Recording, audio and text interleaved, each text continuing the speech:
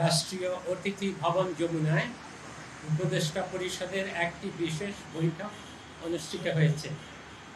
এই সভায় তিনবারের সাবেক প্রধানমন্ত্রী, সাবেক রাষ্ট্রপতির স্ত্রী ও বিএনপির চেয়ারপারসন বেগম খালেদা জিয়ার আশু রোগ মুক্তি কামনা করে দোয়া ও প্রার্থনা করা হয় এবং জাতির কাছে তার জন্য দোয়া ও প্রার্থনার আহ্বান জানানো হয়।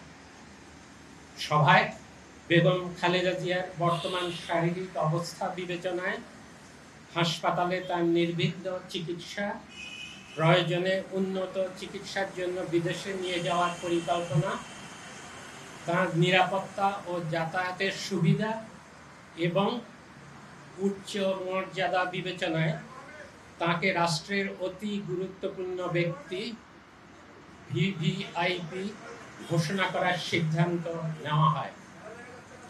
এই সিদ্ধান্ত অবিলম্বে কার্যকরের জন্য সংশ্লিষ্ট সকল সংস্থাকে নির্দেশনা প্রদান করা হয়।